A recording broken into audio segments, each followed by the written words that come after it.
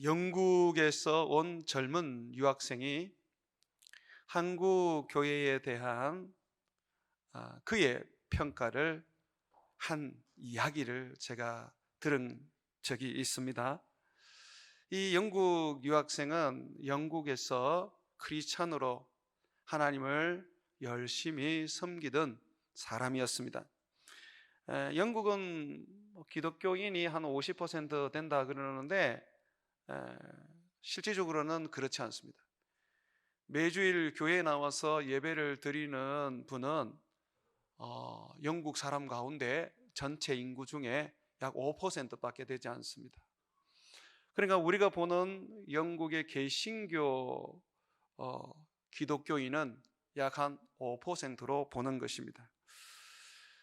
자, 이 영국의 이 기독교인들 중에 특히 젊은이들은 18세에서 24세 정도로 우리가 구분을 해서 이 젊은이들이 예수님을 믿는 거, 예배를 드리는 어떤 그 부분을 우리가 조사를 해보면 그 리서치에 의하면 카톨릭까지 합쳐서 3%라 그래요. 그러면 개신교의 기독교의 예수님을 믿는 젊은이들은 2%도 채 안 된다고 볼 수가 있습니다. 자, 2%도 채 안 되는 젊은이 중에 한 사람이 한국에 유학을 왔습니다. 이제 한국에 유학을 와서 그는 학교 공부를 하면서 매주일마다 교회를 출석했습니다. 예배를 드렸습니다. 예배를 들으면서 이 청년은 한국 교회의 독특한 특징을 두 가지를 발견했습니다. 굉장히 이 두 가지 특징으로 인해서 놀라워했습니다. 첫 번째 특징이 뭐냐면 예배가 뜨겁다는 것입니다. 어린아이든 늙은이든 젊은이든 한 것 없이 다 뜨겁게 예배를 드리더라는 것이죠. 영국은 적은 수가 모여서 예배를 드리지만 뜨겁지 않다고 합니다. 그저 말씀 듣고 자기의 삶의 터전으로 돌아간다고 합니다. 조금 냉랭하다고 그렇게 얘기를 해요. 다는 아니지만 아마 그 젊은이가 경험했던 것은 그런 어떤 영국의 예배였던 것 같아요. 그래서 한국에서 뜨겁게 예배 드리는 것이 너무 놀라웠고 대단한 한국교회의 특징이었다고 해요. 자, 두 번째 특징은 뭐냐면 뜨겁게 예배 드리던 사람들이 세상으로 돌아가면 세상 사람들보다 더 올바르지 않게 산다는 것입니다. 술과 또 온갖 죄와 심지어 성적인 범죄를 아무렇게도 여기지 않고 행한다는 것이죠. 기독교인들이 전혀 주님의 말씀대로 살지 않는다는 것에 놀라웠고 한국교회의 특징이라고 말했습니다. 저는 이 영국 유학생이 보고 말한 것이 상당히 공감이 됩니다. 한국교회는 종교가 된 지 굉장히 오래되었습니다. 정말 예수님을 믿는 그 믿음을 가진 사람을 우리가 흔히 볼 수 없는 그런 시대에 살고 있습니다. 왜 이렇게 교회가 뜨겁게 예배를 드림에도 불구하고 영국 유학생이 보고하고 있는 것처럼 삶이 변화되지 않고 소금의 역할도 못하고 빛의 사명도 감당하지 못하는 것일까요? 오늘 예수님은 그 부분에 대해서 아주 분명하게 밝혀두고 있습니다. 그것은 다름 아니라 먹고 사는 문제를 해결하기 위해서 예수님을 믿기 때문입니다. 예수님은 광야에서 한 2만 명 정도를 모아놓고 물고기 2마리와 떡 5개를 가지고 이들을 다 먹이셨습니다. 떡 5개와 물고기 2마리로 2만 명을 먹인다는 것은 정말 기적 중에 기적 아닙니까? 어떻게 그런 일이 있을 수 있겠습니까? 하나님의 아들이신 예수님만이 할 수 있는 능력이시죠. 사람들은 놀라운 기적을 보고 그로부터 예수님을 더욱 쫓기 시작하고 날마다 예수님을 찾기 시작했습니다. 예수님께서 오병이어의 기적을 행하시고 바다 건너편 마을에서 복음을 전할 때 회당에서 설교를 할 때에 사람들이 다 글로 몰려가서 예수님을 따랐습니다. 오병이어의 기적을 보면서 예수님에 대한 믿음이 생겼을 것이라고 저는 여겨집니다. 그런데 예수님은 그러한 그들을 향해서 아주 청병력과 같은 소리를 합니다. 너희가 나를 따르는 것은 믿음 때문에 따르는 게 아니다. 배가 불러서 따르는 거다. 내가 오병이어의 기적을 일으켰을 때 내가 일으킨 기적 속에서 떡을 먹고 물고기를 먹음으로 말미암아 그것이 좋아서 지금 나를 따르는 거다. 너희들의 먹고 사는 문제를 지금 나보고 해결해 달라고 지금 요구를 하는 것이다. 그러면서 주님이 이렇게 말씀하십니다. 한번 말씀을 보시죠. 26절입니다. 예수께서 대답하여 이르시되 내가 진실로 진실로 너희에게 이르노니 너희가 나를 찾는 것은 표적이라는 것은 바로 예수님이 기적을 통하여 보여주시는 하나님의 말씀입니다. 구원의 말씀이고 예수님이 그리스도라는 것을 알려주는 말씀입니다. 이 표적을 본 까닭이 아니요 떡을 먹고 배부른 까닭이다. 먹고 사는 문제, 그게 해결될 것이라는 그런 헛된 기대를 가지고 너희가 나를 믿는 것이다 라고 말합니다. 예수님은 그런 그들에게 이렇게 말합니다. 이렇게 권면하십니다. 27절입니다. 썩을 양식을 위하여 일하지 말고. 비록 광야에서 하나님의 능력으로 오병이어의 기적을 일으켜서 그 기적으로 말미암아 된 떡과 물고기를 먹었지만 그거는 썩을 양식이라고 말합니다. 하나님의 권능이 임하여서 기적을 만들어낸 떡과 물고기지만 썩을 양식입니다. 모세가 하늘에서 만나를 내렸습니다. 그런데 그거는 썩을 양식입니다. 정말 만나는 아침이 되어서 해가 뜨면 그대로 다 사라져 버리죠. 그것을 항아리에 담아놓고 하룻밤을 보내게 되면 그냥 그 항아리 안에서 그 만나는 썩어버립니다. 썩을 양식입니다. 하나님이 기적으로 만들어 주시던 우리가 농사를 지어서 얻은 수확물이든 이 땅에 있는 모든 것은 썩을 양식에 불과할 뿐입니다. 주님께서는 이 썩을 양식을 위하여 일하지 말고 영생하도록 하는 양식을 위하여 하라고 말씀하고 있습니다. 27절을 계속하면서 한번 보십시오. 썩을 양식을 위하여 일하지 말고 영생하도록 하는 양식을 위하여 하라. 이 양식은 인자가 너희에게 주리니 인자는 하나님 아버지 하나님께서 인치신 자니라. 먹고 사는 것은 인생에 있어서 참 중요한 부분입니다. 주님도 이 부분에 대해서 분명하게 우리에게 약속을 해주셨습니다. 무엇을 먹을까? 무엇을 마실까? 무엇을 입을까? 염려하지 마라. 이 모든 것은 너희가 저 천국을 구하면 내가 더하여 줄 것이다. 너희에게 먹고 마시고 입고 그리고 쉴 곳이 필요하다는 거 아버지께서 이미 아신다. 날아다니는 참새를 봐라. 들에 핀 백합을 봐라. 하나님이 다 먹이시고 입히지 않느냐? 하물며 너희는 하나님보다 참새보다 또 백합보다 더 귀하지 않느냐? 주님이 우리에게 먹고 입고 마시고 사는 그러한 필요성을 모르시는 분이 아닙니다. 그런데 주님은 말씀하십니다. 너희가 그것이 필요할지라도 그것을 위해서 살지 말라고 말합니다. 무엇을 위해서 살아야 하나요? 오늘 성경에 보니까 영생하도록 하는 양식을 위하여 사는 것이라고 말합니다. 그러면 영생하도록 하는 양식, 썩지 않을 양식, 이 생명의 양식을 위하여 사는 것은 무엇일까요?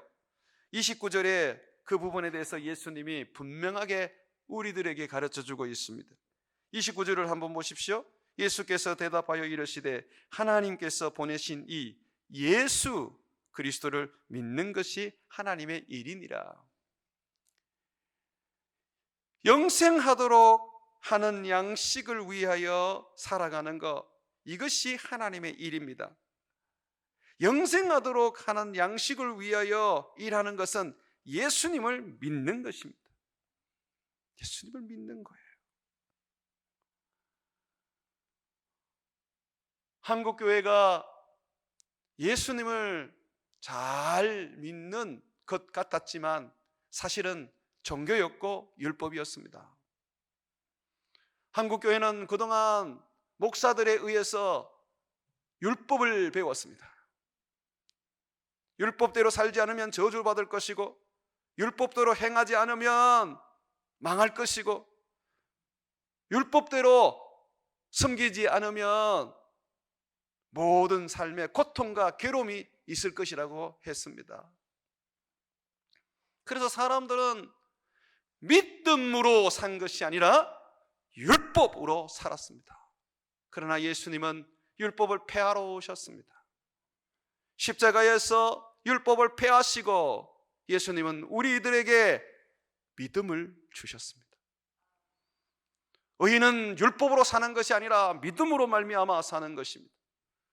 율법으로 살던 한국교회는 코로나를 맞이하면서 결국 그 신앙이 헛것이라는 것을 적나라하게 드러내 주었습니다. 어느 한 여집사님이 코로나가 시작하면서 교회에 나와서 예배를 드리지 않게 되었습니다. 3년이라는 세월 동안 한 번도 교회를 나오지 않았습니다. 그분의 얘기가 이렇습니다. 코로나 때문에 교회에서 예배를 드리지 못하게 되었을 때 처음에는 두려웠고 걱정이 되었다. 혹시나 내가 이 예배를 드리지 않음으로써, 내가 교회에서 봉사하지 않음으로써 내가 사고라도 당하고 또는 내 자녀들이 다치기라도 하면 어떡할까 하는 염려, 걱정이 가득했다는 것이죠. 그런데 교회를 가고 싶어도 정부에서 코로나 때문에 교회 문을 닫게 하니까 어쩔 수 없이 인터넷으로 예배를 드리게 된 겁니다. 그러면서 그분이 또 이렇게 말합니다. 처음에는 불안하고 두려웠고 이것이 맞나 싶었는데 시간이 지날수록 점점 마음은 평안해지고 아무 일은 일어나지 않았고 내 자녀들은 내가 기도하는 것만치, 내가 기대하는 것만큼 더 잘 되었다. 그러면서 그 사람은 이렇게 얘기하더라고요. 나 이제야 내가 깨달았다. 교회 가지 않아도 아무런 문제가 일어나지 않는구나. 그게 무슨 믿음입니까? 오늘날 수많은 사람들이 교회를 떠나는 이유가 그게 있지 않습니까? 먹고 사는 문제, 아무리 기도해도 하나님이 허락해 주지 않으니까 주님 떠나는 것이고, 교회 와서 예배 안 드려도 아무런 어려움과 고통과 큰 문제가 생기지 않으니까 교회를 떠나는 거 아닙니까?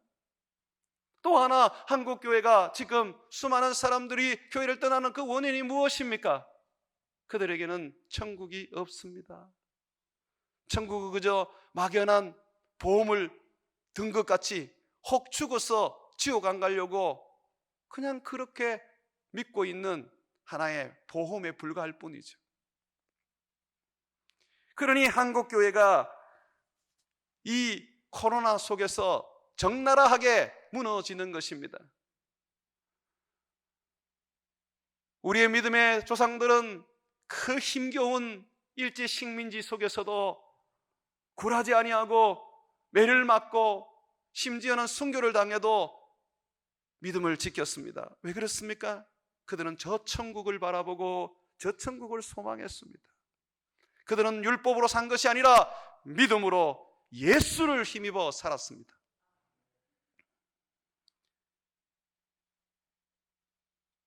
주님은 오늘 우리에게 분명하게 말합니다. 너희는 영생하도록 하는 양식, 썩지 않을 양식, 생명의 양식을 위하여 일하라고 말합니다. 그것이 무엇입니까? 35절에 한번 보십시오. 나는 생명의 떡이니 내게 오는 자는 결코 줄이지 아니할 터요 나를 믿는 자는 영원히 목마르지 아니하리라. 생명의 떡, 썩지 않을 양식, 영생에 이르게 하는 주님의 양식이 바로 예수 그리스도입니다. 예수 그리스도를 믿는 믿음, 이것이 바로 우리가 해야 할 하나님의 일이요, 이것이 바로 내가 내 삶의 가장 우선적이고 다른 모든 것은 버리더라도 하나 붙잡아야 할 유일한 살아갈 이유입니다. 예수님은 좀 더 자세하게 설명합니다. 내가 생명의 떡이다 라고 말할 때에 예수님은 그것은 뭘 의미하는지 더 자세하게 말합니다. 48절 말씀을 보십시오. 내가 곧 생명의 떡이니라. 너희 조상들은 광야에서 만나를 먹었어도 죽었거니와 이는 하늘에서 내려오는 떡이니 사람으로 하여금 먹고 죽지 아니하게 하는 것이니라. 나는 하늘에서 내려온 살아있는 떡이니 사람이 이 떡을 먹으면 영생하리라. 내가 줄 떡은 온 세상의 생명을 위한 내 살이니라 하시니라. 예수님이 뭐라고 말합니까? 나는 생명의 떡이다, 영생에 이르게 하는 떡이다 라고 말씀하시면서 바로 그 떡이 내 몸이라고 말합니다. 예수님을 가까이에서 우리가 만질 수 있는 몸 말입니다. 예수님은 좀 더 자세하게 말합니다. 53절에 한번 보십시오. 진실로 진실로 너희에게 이르노니 인자의 살을 먹지 아니하고 인자의 피를 마시지 아니하면 너희 속에 생명이 없느니라. 예수님은 자기의 몸, 피와 살로 구성된 이 몸을 먹고 마셔야지만이 영생에 이른다고 말합니다. 이 몸이 바로 생명의 떡이라고 말합니다. 그러면 지금 예수님이 우리가 가지고 있는 상식적인 어떤 그 생각에서 이렇게 말씀하시는 겁니까? 너희가 식인종이 되어라, 너희가 내 피를 빨아먹는 드라큘라가 되어라, 그렇게 말씀하시는 겁니까? 아닙니다. 이것은 뭘 얘기하는 것입니까? 예수님께서는 날 위하여 십자가에서 죽으시는 예수님의 죽음을 믿으라고 말하는 것입니다. 사랑하는 여러분, 예수님은 여러분을 위하여 죽으셨습니다. 그 예수님의 그 죽음, 그 예수님의 십자가를 내가 날마다 먹고 마셔야 합니다. 그것이 양식이 되어야 합니다. 중고등학교 때 여름 수련회 한번 가서 십자가 노래 부르면서 십자가 설교 들으면서 울며 불며 그렇게 끝나버리는 양식이 아니라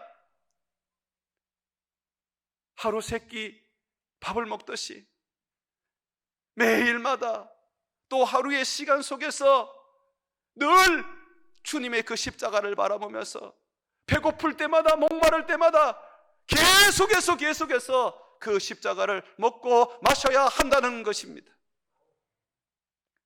예수님은 그것을 직접적으로 의식을 통하여서 가르쳐 주셨습니다. 우리가 성찬식을 하는 게 바로 그거잖아요. 떡을 갖다 놓고 떡을 먹고 포도즙을 갖다 놓고 이 즙을 마시는 게 바로 예수님의 살을 먹고 예수님의 피를 마시는 하나의 우리들의 의식이지 않습니까? 그것은 무엇을 의미합니까? 예수님의 십자가를 생각하라는 것입니다. 날 위하여 죽으셨다는 것을 생각하라고 말씀하고 있는 것입니다. 예수님의 죽으심을 내가 굳게 붙잡고 예수님의 죽으심을 내가 힘입어 살게 되면 나는 영생에 이르게 되는 것입니다. 사랑하는 여러분, 만약에 천국이 없다면, 영생이 없다면 여러분은 이 자리에 있는 것이 헛된 일입니다.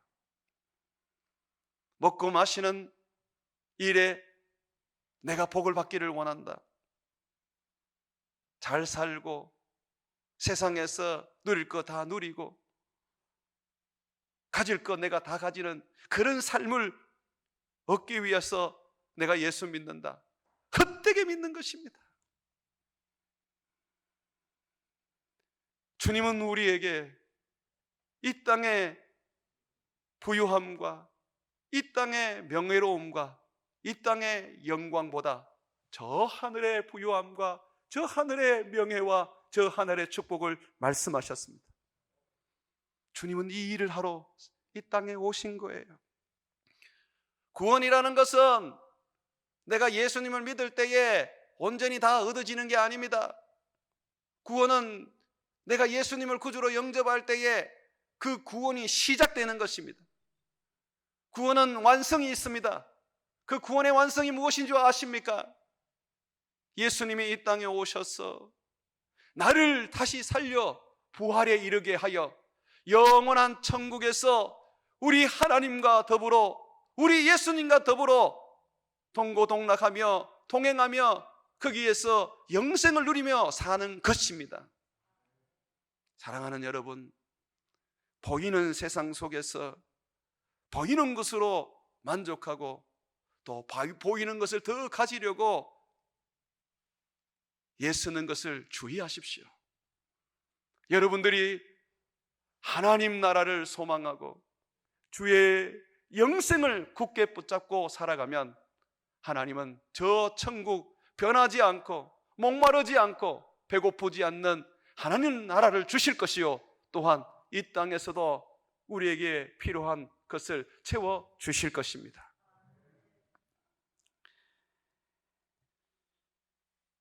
예수님은 우리를 위하여 죽으셨습니다. 이것을 우리가 날마다 먹고 마시라고 말합니다. 이것이 너희가 영생에 이르게 하는 양식이라고 말씀해 주셨습니다. 그렇다면 우리가 예수님이 날 위하여 죽으셨다는 것을 놓치게 되면 어떻게 되는 것입니까?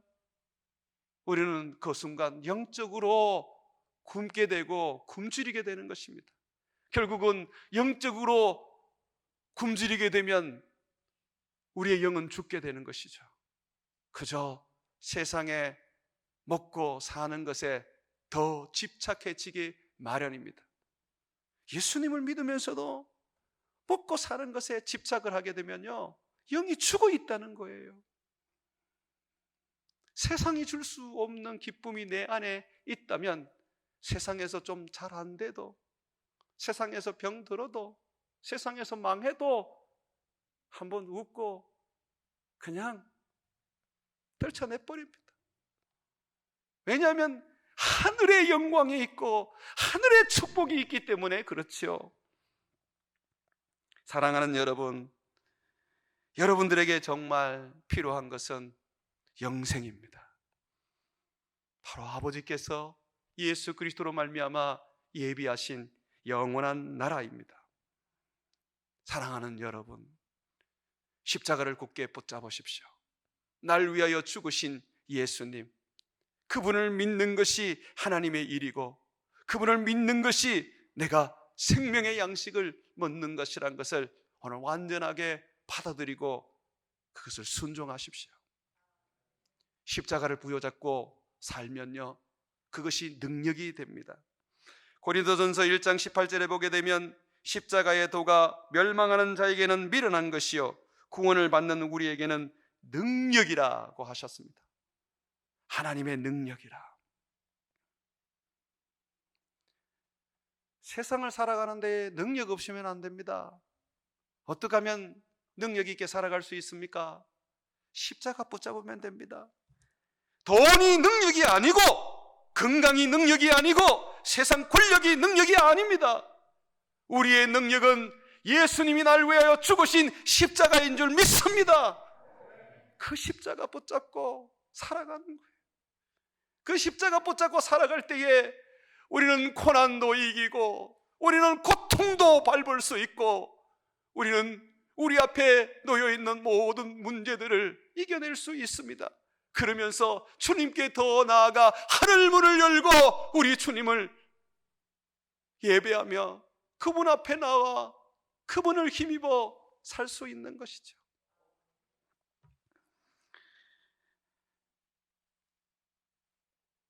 며칠부터 제 마음에 계속 일어나는 고통이 하나 있었습니다. 바로 죄책감이었습니다. 목사로 살면서 절대로 죄를 짓지 않아야지 하는 마음을 먹고 열심을 다해서 바르게 살려고 애썼습니다. 그런데 내 의도와는 상관없이 결과가 사람들을 아프게 하고 사람들을 힘들게 할 때가 많았습니다. 동기는 분명히 옳았는데 가정도, 그 과정도 내 나름대로 정직했는데, 그런데 이상하게 결과가 상처를 주고 아픔을 주는 거예요. 저는 원인과 결과가 같다는 것을 안 믿습니다. 원인이 나쁜데 결과가 좋을 수도 있고, 원인은 좋은데 결과가 나쁠 수가 있습니다. 제 경우가 그렇습니다. 많이 마음이 괴로웠어요. 하나님 앞에 밤마다 기도하면서 주님, 죄를 사해 주십시오 라고 하나님께 부르짖으면서도 한편으로는 자괴감이 들었습니다. 내가 뭘 할 수 있다고? 해도 다 엉망이 되고 상처만 입히는데 내가 뭘 할 수 있단 말인가? 그런 가운데에 제가 주님을 붙잡고 그냥 주님만 바라볼 수밖에 없었습니다. 그러다가 어젯밤에 제 마음에 그런 하나의 음성이 느껴졌습니다. 괜찮다. 나는 중심을 보는 하나님이다. 결과가 어떻든 간에 네 마음이 정직하다는 것을 내가 안다. 또한 그 결과가 네가 생각하기로 그것이 죄라고 여긴다면 내가 그것 또한 씻어주고 그리고 용서해주고 새롭게 해주마. 너는 예수 앞에 서라. 너는 예수 그리스도의 십자가를 부여잡아라. 예수님의 십자가가 너를 자유케 해 주리라. 말씀을 그렇게 많이 알고 있어도 때로는 이 죄책감이 올 때는 그 죄책감 실제 떨쳐내지를 못합니다. 혼자서 끙끙 앓면서 뒹굴어 보지만 정말 그 죄책감의 굴레는 얼마나 단단하게 저를 묶는지 저로 하여금 포로로 삼습니다. 그런데 주님 앞에 설 때에 날 위하여 죽으신 예수님을 바라보고 그분을 내가 붙잡을 때에 나는 모든 올무에서 자유를 얻을 수가 있었습니다. 이것이 바로 십자가의 능력이죠. 이사야서 53장 5절과 6절에 보게 되면 그가 찔림은 우리의 허물 때문이요 그가 사망함은 우리의 죄악 때문이라. 그가 징계를 받음으로 우리는 평화를 누리고 그가 채찍에 맞음으로 우리는 나음을 받았도다. 우리가 다 양 같아서 그릇 행하며 각기 제 길로 갔거늘 여호와께서는 우리 모두의 죄악을 그에게 담담시키셨도다. 맞습니다. 우리의 과거의 죄, 현재의 죄, 미래의 죄, 동기는 선하고 과정도 정직했지만 결과가 그것이 죄가 되었을 때 주님은 그것조차도 다 십자가에 못 박아 우리를 씻어주시고 우리를 새롭게 해주시고 우리를 구원해 주시는 것입니다. 십자가가 없다면 어찌 우리 같은 죄인이 하나님을 섬길 수가 있겠습니까? 죄인이면서도 불구하고 오늘 이 자리에 나와서 예배를 드리고 하나님을 아버지라 부를 수 있는 이유가 바로 십자가 때문이지 않습니까? 예수를 힘입고 예수를 의지하기 때문에 우리의 그 많은 죄들이 다 씻어지고 깨끗하여지는 것 아니겠습니까? 요한은 요한 1서 2장 12절에 그가 요한 1서를 쓰는 이유를 이렇게 말합니다. 자녀들아, 내가 너희에게 이 서신서를 쓰는 것은 너희 죄가 그의 이름으로 말미암아 사함을 받았음이요. 예수님의 죽으심으로 말미암아 우리는 죄의 사함을 받은 것입니다. 그러므로 사랑하는 여러분, 혹 여러분들이 어떤 일로 인하여 죄책감을 가진다면 오늘 주님의 십자가 앞에 나와 우리의 죄를 쏟아놓고 죄의 사함을 받는 축복을 누리기를 바랍니다. 십자가를 먹고 십자가를 마시면 주님이 우리를 정결케 하시고 우리를 깨끗게 해주실 줄 믿습니다. 죄의 사함을 받을 뿐만 아니라 십자가는 죄를 이기는 능력을 줍니다. 로마서 6장 6절에 보게 되면 우리가 알거니와 우리 옛사람이 예수와 함께 십자가에 못 박힌 것은 죄의 몸이 주고 다시는 우리가 죄에게 종노릇 하지 아니하려 함이니 이는 죽은 자가 죄에서 벗어나 의롭다 하심을 얻었습니다.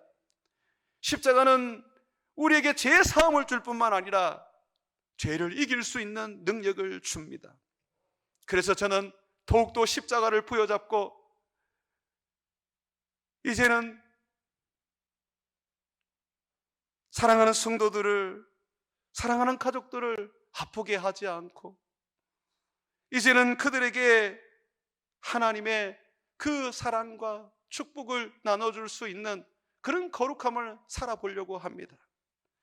우리에게 있어서는 좌절이 늘 다가오지만 그러나 십자가를 붙잡으면 그 좌절은 우리들에게 다시 하나님을 향하여 일어날 수 있는 하나의 디딤돌이 될 것입니다. 십자가, 그것은 참으로 우리로 하여금 우리 인생을 바꾸게 만들지요. 저는 우리가 주님을 믿으면서 살아가는 가운데에 많은 부분들이 참 우리에게 힘겨움이 많이 생긴다고 생각합니다. 특별히 사람과의 관계 속에서 예수를 믿는데도 불구하고 서로 믿음의 사람인데도 불구하고 때로는 관계에 어려움을 겪을 때가 있습니다. 상처를 받기도 하고 상처를 주기도 하지요. 그러다 보면 화평이 깨어집니다. 화평하는 자가 되어야 하나님의 아들이라 일컬음을 받는데 화평하지 아니하면 우리 하나님은 우리를 기뻐하지 않습니다. 우리 주님께서 기도를 가르치실 때도 죄를 용서받는 그 기도, 그걸 가르치셨는데 어떻게 얘기했습니까? 하나님, 우리에게 죄 지은 자를 사하여 준 것 같이 우리 죄를 사하여 주옵소서. 주님은 항상 우리들에게 용서하라 그러시고 포용하라 그러시고 주님은 화목하라 그럽니다. 원수조차도 너희는 원수를 갚으려고 그러지 말고 그 원수들을 갚는 것은 내게 맡기고 너희는 그 원수가 배고프거든 먹이고 입을 것이 없거든 그에게 입을 것을 주라고 말합니다. 여러분, 그 삶은 정말 어려워요. 목사인 나도 때로는 미워하는 사람이 생길 때 그 사람에게 가서 포옹하고 그 사람을 사랑하려고 하는 것이 얼마나 어려운지 모릅니다. 용서했지만은 그러나 그 사람에게 손을 내밀 때까지는 1년이 걸리고 2년이 걸리기도 하죠. 날마다 성령을 받고 하나님의 은혜를 입고 있지만은 그러나 정작 미워했던 사람을 만나면 쉽게 손이 내밀어지지는 않습니다. 어떻게 해야 됩니까? 오늘 우리에게 말합니다. 바로 그것이 십자가의 능력으로 해결할 수 있다. 너희가 십자가 앞에 나와라. 십자가를 먹고 마셔라. 주의 죽으심을 먹고 마시면 너희는 손을 내밀 수 있고 원수를 사랑할 수 있고 용서할 수 있고 화목할 수 있다.